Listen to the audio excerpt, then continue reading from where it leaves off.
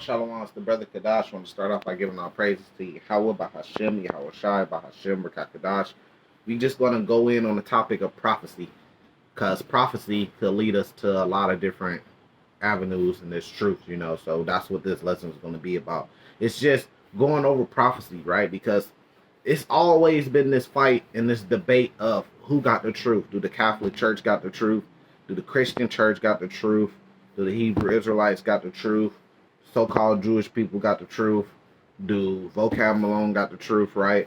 And for me, when I came into the Bible, of course, when I came into the scriptures, what we all do when we come into the scriptures, we was looking for the truth, right? You looking for what is the truth. You want to know what the truth is. Now, some men, when they find out what the truth is, they don't want to accept it because it's not what they want it to be. They want to put a box around this and then make it be some American shit. You see what I'm saying? They can't handle the truth. Some men seek out for the truth and they want to live with what the truth is. Whatever it may be, that's what it is. That's a righteous man, right? But some men find the truth and then they want to add things to it or take away things because they don't like the truth for what it is. Some men come in this truth not really looking for the truth, but really following after a man that they look up to, and whatever he say, that's what they go with, regardless if something is revealed to them through the spirit by the spirit, something different contrary to what that man has taught them. They won't go against it because they follow that man rather than following the spirit. You see what I'm saying? So that happens a lot in this truth. But if you want to find the truth, it's something called prophecy. Prophecy is going to tell you the outcome of things. So people like to go to, we understand people like to go to Paul's writings in the New Testament, and then they like to make up things out of it. Just like the whole Virgin Mary thing and worshiping Mary that the Catholic Church do, the Mother Mary thing. Well, you could just go to the book, right? And if you go to Revelation, it reveals to you who you need to be worshiping, who this truth is about, and everything like that, rather than, and Yahweh Shai out his mouth said multiple times, this is just, like I said, prophecy is going to take you a lot of different avenues. This is just like Yahweh Shai said, who is my mother, who is my brother? He said, and when they say, hey, look, your mother and your brother, is roughly paraphrasing, is pretty much coming for you. He respond to them not, hey, worship my mother. He respond to them by saying, hey, who is my mother and my brother? Those that do the will of my father. You see what I'm saying? So you got to have the same attitude, but you guys don't, because you start worshiping Mary. I'm this talking about the Catholic Church, right? And then a lady stood up and said, hey, blessed be the paps in the womb from which you come from. And Yahweh Shai responded to her and said, yeah, he said, rather blesses them that hear the word of the Father and keep the word. So he keeps showing you, no, this is not about worshiping women. This is not about worshiping the womb, because that's your reason for worshiping Mary. Is saying that, okay, well, Yahweh Shai, the Savior, came from her womb. But he's saying this ain't about worshiping the womb. This is about worshiping what? The Father. And let me see if I can find that. I know it's in Matthew's.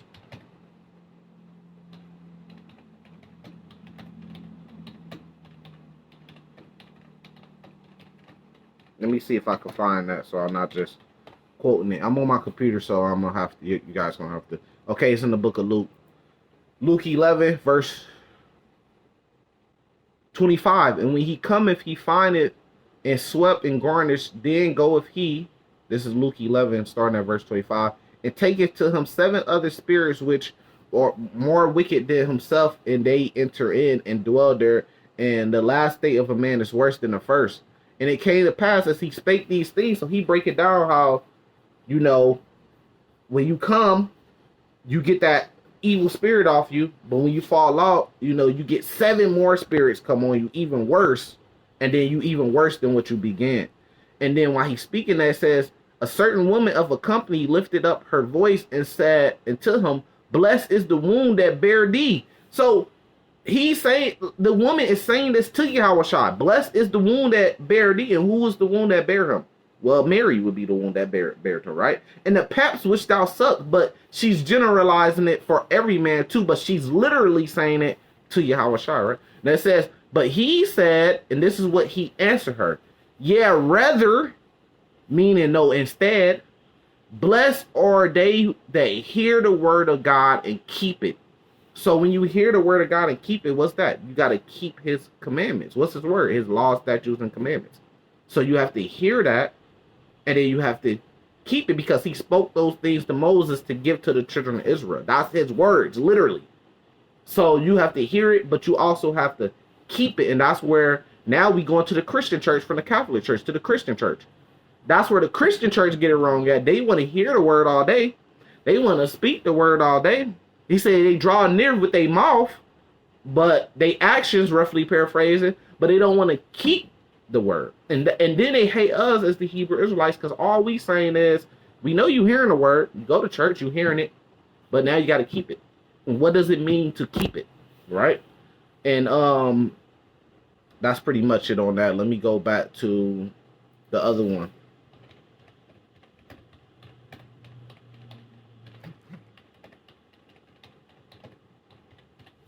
Right here.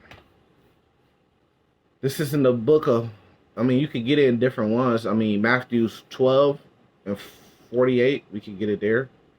I just want to make sure I'm getting in the KJV, but it's going to say the same thing regardless. Let me see.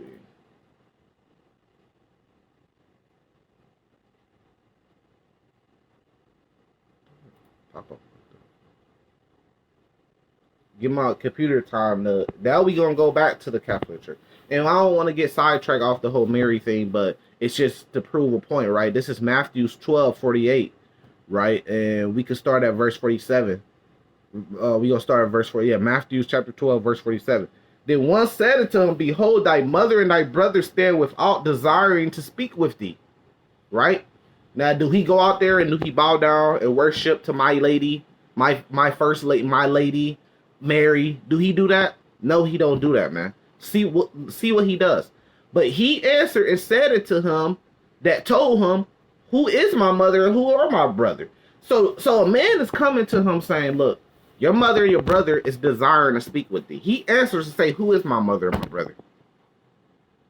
You see, so these two precepts right here should, if you listening to this, if you have ears to hear, if you in the Catholic Church, you should get out the Catholic Church, just because this proves that they whole fucking shit is wicked and off.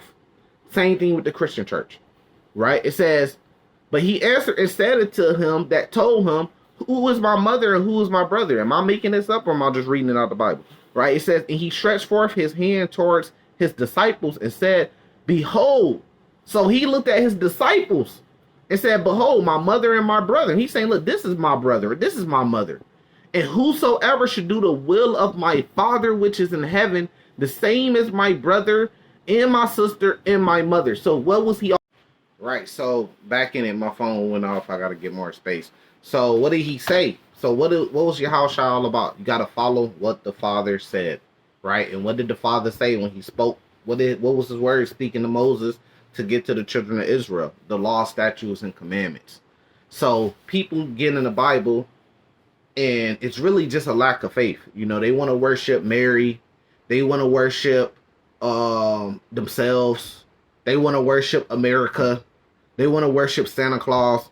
They want to make up any excuse to worship pork, swine's flesh, than to worship the one and only God, right? Which the commandments go back to. You should not have no other gods besides him. So you can't worship Mary and bow down to Mary and call her your lady and all this shit and then worship the Father at the same time. You can't do it, man. You got to worship the Father, right? Which if you understand the scriptures, he gave his son the kingdom and everything. So that's why it's Yahweh Shai and Yahweh, man. So, but let's go back, get back on topic. Just wanted to bring out a couple things. So this is prophecy, right? So everybody asks, just like with the whole debate about who is salvation for, right? Well, Revelations reveals who salvation was for, because Revelation reveals who got saved. It's just that simple, right? So when you go to Revelations 21, you go to verse 12, it tells you the kingdom had 12 gates. You can't sit here and tell me that this is vocab Malone, right? And those guys. You can't sit here and tell me that the Israelites have been replaced and it's no longer about Israel, right? By the flesh, the seed, the blood of Israel. Now it's anybody that believes could become an Israelite or be saved.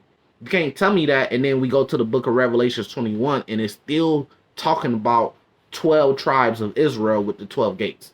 If I'm supposed to listen to you, then it should no longer be talking about 12 different gates with 12 angels with the 12 tribes of Israel. So let's go to that one now, right? So this shows me that, okay, well, the Lord is still doing something with the children of Israel, because when you read Revelation 21 from the beginning, it's talking about a new Jerusalem. It's talking about new heavens, new earth, right? It's talking about God wiping the tears from their eyes. And it say everybody, anybody that believe, it's just saying from their eyes. And then if you keep reading, it goes down to verse 12, which says, and it had, right, a wall great and high. So you build walls to do what? To separate things, right? It says in 12 gates. So you got gates, right, to separate things. You know, you got different gates, or it just be one big gate, right? It says it had 12 gates, and at the 12 gates, 12 angels, and the names written thereon. So it's saying the names that's written thereon, which are the names of the 12 tribes of the children of Israel. Why? Why is it saying that? Right? So I'm going to come back in because I got somebody here. Lockie, I'm back in. So at work, so you got to go in and off. But as long as we get the message out, right? So back to the point with the 12 gates, right? So here it is. We all the way at the end of the last book of the Bible. So it's only, what, another chapter after this, or if I'm correct about that.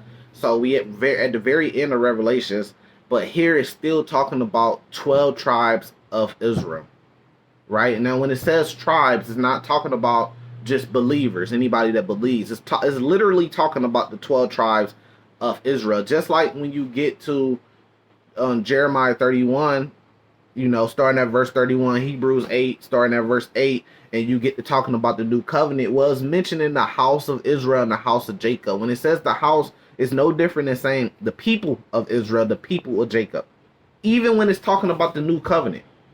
You see what I'm saying? But these guys, they don't like to deal with prophecy because they don't want to, they know, like, a lot of these guys know we got the truth and what we teach is the truth, but they just don't want to admit it because this ain't about the truth to them. It's a game to them, right? And then it makes sense because if the truth is that you and your people have a judgment coming to y'all, then no matter what you do, if you speak the truth or not, you still got that judgment coming to you, then you might as well just fight against it. I get it. Because Esau has this saying that's, so Esau has this saying that's like, it goes something like, they are rather live great in hell than to live bad in heaven, in a way. But it's something different, but it's on those lines. They'd rather live good in hell than to live bad in heaven. So that's Esau's mindset is, shit, when we going down, we'll curse people. We have these things coming against us, this judgment day coming against us, right? Because you got to think about it, who runs the world, right? So we don't have to worry about that. We know who's the top nation and who's running the world, right? So if judgment day is coming and it's going to destroy all those things, then all the things that they working so hard to build and get control of, if judgment day is going to come and destroy all of it, of course they're going to fight against it. Of course they're not going to like it. So they're looking at it like, well, we got this judgment day coming for us, and they're going to fight. They're going to fight against the Lord when he come back. They're going to deceive the world. They're going to fight for their way of life, regardless of they're going to go down swinging, right? Because they don't want to lose the things that they worked so hard to build, right? So, of course, this is a wicked place. The wicked is in rulership. That's why the Lord has a judgment. That's why there's a such thing. If the world was righteous and the Christian church was righteous and they were right about the things they were teaching, and then they wanted like one of the biggest churches in the world, then why would the Lord have to come back and destroy it? Why would there be a such thing as judgment day if the righteous are already here in rulership, pretty much one of the biggest churches in the world? Because the world is wicked, man. So of course this is how it is, and this is our fight. You know, we got to be in it. Every day go by, you like, damn, another day, another week, another camp, saying the same thing over again. We'd have been We done been all through the Bible. We done did videos on almost all the parts of the Bible. It's not that much, man, when you really think about it. We done read it multiple times. We done been out on the highways and byways, broke down precepts multiple times. And then you just keep doing it, and then you start over, and then you do it again. Then you read it over again. You read it over again. You like, man, when is all hell gonna break loose? They've been talking about World War III for the last, really forever, but they really been talking about it heavy for the last like 2-3 years since Ukraine and Russia started their war. But they've been talking about every other week since Ukraine and Russia started their little war. They've been talking about Russia is going to use a nuclear bomb. And every week it goes by and they say, this is it. They're going to use a nuclear bomb. And they haven't did it yet. We see the chariots. We see sightings of the chariots. But that's the fight, though. That's the temptation. That's you being patient, waiting. That's your test right there. If you're going to stay in the truth, even after all this time. And there's men that's been in the truth way longer than us. And when you go back to the apostles, what they had to go through, and the disciples that was around Yahushua, they thought it was going to end when he was on earth or right after he died. And look at all this time that has passed. That's the test, and I get it. It's tough. You know what I mean? So let's jump into this prophecy that I want to get into with Esau, right? So this is Isaiah 34. Y'all know this one. This is a great one. You're just going to jump straight to the point, right? Verse 4. It says, and all the hosts of heaven shall be dissolved, and the heavens shall be rolled together as a scroll. So when I see a precept like this, I understand that this is talking about Judgment Day because this has not happened yet. All the heavens should be rolled together as a scroll. That has not happened on earth yet. I understand what's going to make it happen. And I understand, okay, when you hear language like this is talking about an end time prophecy. This is something that has not happened yet, right? Or we'll be able to point to an event on earth that this has happened. We can't. It says, all the hosts shall fall down, and the leaf falleth off the vine as a falling fig from the fig tree. I'm not going to get it, but we know this is talking about future prophecy because when you go to Revelation chapter 6, it says it has the same language in it. It's talking about the same thing. So it's talking about the same event, man, which a lot of those New Testament things come from where? The Old Testament, right? So when that's being quoted in the New Testament, that's coming from what? The Old Testament. Right, okay. So my phone keep going off. So when we looking for, like I'm saying, when we looking for prophecy, right? And it's telling us, okay, so we know, we already verified, like, you could go to Revelation chapter 6, read this yourself. Same thing was saying in Isaiah 34, verse 4. It's the same language, so we know this is end time prophecy. But watch this, verse 5. For my sword should be bathed in heaven, behold, it should come down upon Adumium.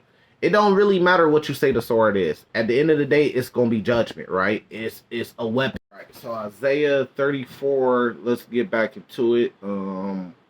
Verse 5. My sword should be bathed in heaven.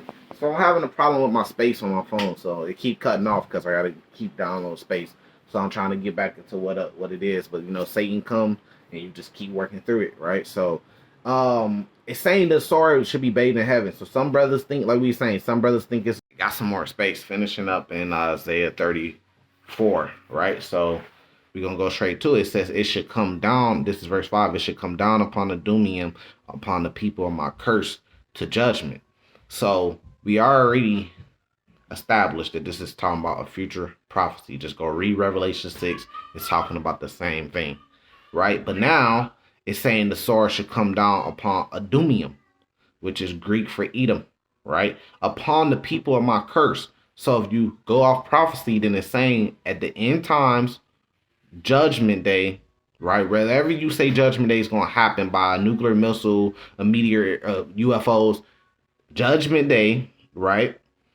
There's going to be a people that's going to be cursed for Judgment Day, and those people are called Adumium. So it proves what?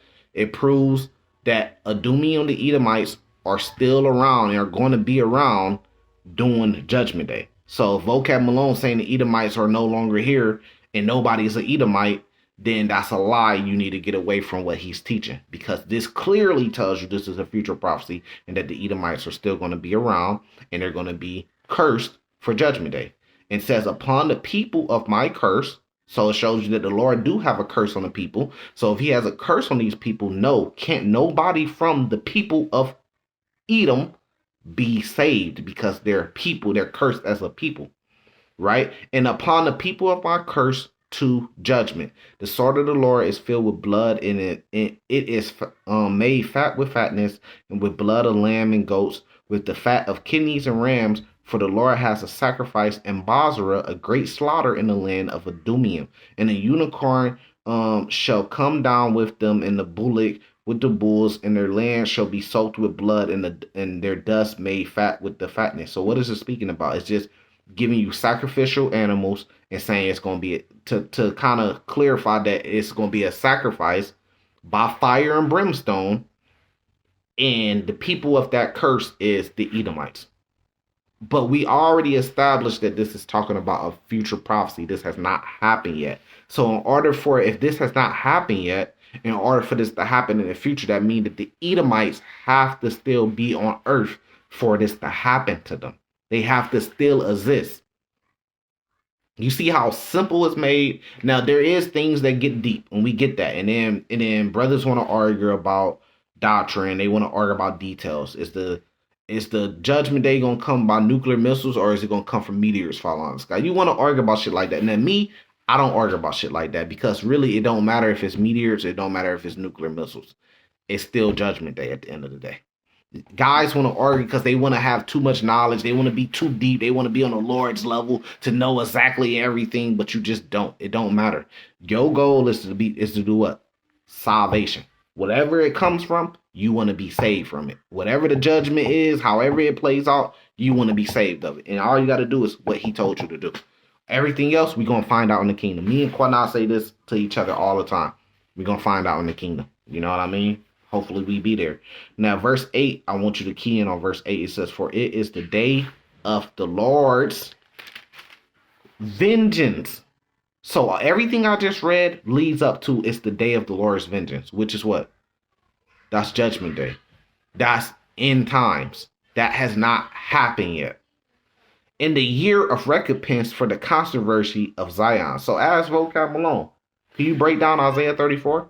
Can you do a breakdown? Tell us what Isaiah 34 is talking about. And the only thing he could do is say that it already happened. But we already proved that it has not already happened. And this is the day of the Lord's vengeance. This is talking about end times. So that means that Edomites still have to be around, and they're cursed people. And no, everybody on earth can't be saved because the Edomites cannot be saved because they're cursed. So let's go to in the New Testament. So you guys want to run just straight to the New Testament and say, well, the New Testament said this. Well, let's see what the New Testament says, since we already quoted it just to get our proof in there, right? This is Revelation chapter 6. Now watch this. Now watch it say the same thing, right? I'm going to go to verse 12. And I beheld when he had opened the sixth seal, and lo, there was an earthquake, and the sun became black as sackcloth of hair, and the moon became as blood, right? And the stars of heaven fell into earth. So in Isaiah 34, it talks about the sword being bathed in heaven and coming down upon Edomium. Now, right here it's talking about the stars in heaven falling to earth. It's the same thing, right? Even as we say that it's a missile, a nuclear missile, because they go into space, which is heavens, and then they come down on a target, which is going to be Edomium, right? It says, even as a fig tree casteth her untiming figs. Now, didn't it say that same thing in Isaiah 34? Let me see if I could go back. I'm trying to keep my time together because my phone keeps stopping because I don't have that much space. Right now, let's go back to Isaiah 31:4. Right, Isaiah 34, verse 4. And all the hosts of heaven shall be dissolved. Right, the heavens, the stars in heaven, like it says in Revelation 6. And the heavens shall be rolled together as a scroll. Right, and all the hosts shall fall down as a leaf falling off from the vine, as a falling fig from a fig tree. So it's talking about this is going to happen like a fig tree. Now, all the way in Revelation 6, this ain't happened yet. And what is it saying? And the stars of heaven shall fall into earth, even as a fig tree casteth her untimely figs when she is shaken of a mighty wind. Now watch this, verse 14. And the heaven departed as a scroll. Didn't it just say the same thing in Isaiah 34? When it is rolled together, didn't it say that? And every mountain and island shall be moved out of her place. So if you put this together, because this is how the Bible is, it gives you pieces like a puzzle. And you got to put the pieces of the puzzle together to get the full picture, right? So if you put this together with Isaiah 34, it's talking about the same event. It's not happening twice. It's talking about the same event. So what is it saying? There's going to be stars in heaven, missiles. Yep, so it's saying that, look, it's going to be, we say missiles, but there's going to be a judgment from stars of the heaven falling, right, to the earth. And it's going to fall upon Adumium, the people that's going to be cursed for this judgment, right? And it's going to be the day of the Lord's vengeance, because watch this, right? It says, verse 15, and the kings of the earth, because who's ruling the earth? The Edomites. That's why they're the people of the Lord's judgment, because they're responsible for all the wickedness on the earth right now. And the great man and rich man and the chief captains and the mighty man and every bondman and every free man hid themselves in the dens and the rocks of the mountains. We know today those are called bunkers. You see how simple this could be? And said to the mountains and the rocks, fall on us and hide us from the face of him that sitteth on the throne and from the wrath of the Lamb. The wrath of the Lamb is also known as what? The vengeance. Like it said in Isaiah 34, the Lord's vengeance, which is going to come by what? The Lord's wrath. For the great day of his wrath is come, and who shall be able to stand? This is a future prophecy. Is saying that's what they're going to be saying. The day has come, and who should be able to stand? The day of his wrath is no different than the day of his vengeance. So that's how we know this is a prophecy. This has not happened yet. So that's how we know that the Edomites must still be on earth, and they must be in rulership, and they're a cursed people. So that means that everybody cannot be saved, because the Edomites cannot be saved because they're a cursed people. And the Lord is coming back to get vengeance against them by using his wrath. It's just that simple, man. And that's prophecy. So that's why I like to specialize in just prophecy and what it says. You see what I'm saying? Now we go into details. It's talking about missiles. It sounded like missiles. You're talking about a mushroom cloud and the heavens being as a scroll rolled together. That sounds like a mushroom cloud, right? If a missile goes in the sky and it comes down, what do they look like? They look like stars in the sky, and then they come down and hit their targets. And then in Isaiah 34, it said a sword should be bathed in heaven. Well, that sounds like a nuclear missile going into the atmosphere, going into space, and then coming down and hitting its target. I mean, and then it talks about hiding themselves in dens and rocks and the mountains. That sounds like bunkers, right? And what are bunkers made for? Well, majority of the bunkers were made for nuclear war. And if you read through the book of Revelations, you know it speaks about World War III. And what happens with a world war? Well, you have something called nuclear missiles. So it all adds up to me. But if you want to say that it's Yellowstone going off, if you want to say that it's a super volcano, if you want to say that it's meteors, hey, Judgment Day is coming. There's a people that's cursed for it, and a people that's going to be judged for it. Even though everybody on earth is going to have to face Judgment Day, but there's a certain people that's cursed for it, right? And the Lord's coming back to get vengeance against those people. So if he's coming back to get vengeance against those people, well, what did those people do to deserve vengeance? Oh, well, maybe he's getting vengeance for his people, Israel. That's why it says in Revelations 21, there's 12 tribes, 12 gates. So what did these people do to the children of Israel that the Lord has to come back and get vengeance? Well, maybe they took them in captivity, took them in slavery, bondage. Where do you see that at? Well, you clearly see who we say the Edomites are, so-called white man. Not every white man, but the so-called white man, right? Here in America, and we say that we the Israelites, you could clearly see that they took us in slavery, in captivity. Till this day, like Deontay Waters said, till this day, they oppress us and won't let us go, right? And they haven't been judged for it yet. Because why? They're going to be judged pursuant to Revelation 6 and Isaiah 34 on the day of the Lord's wrath and vengeance. That's when they're going to be judged. Judgment Day. So, I mean, everything we say, it adds up. The picture adds up. So we putting our puzzle together, boom, boom, boom, boom, boom, and we getting a full picture. They putting their puzzles together and they missing out so much stuff. You know what I mean? So they got pieces in the wrong places and shit like that. You see what I'm saying? But with that, I would say salvation to the elect.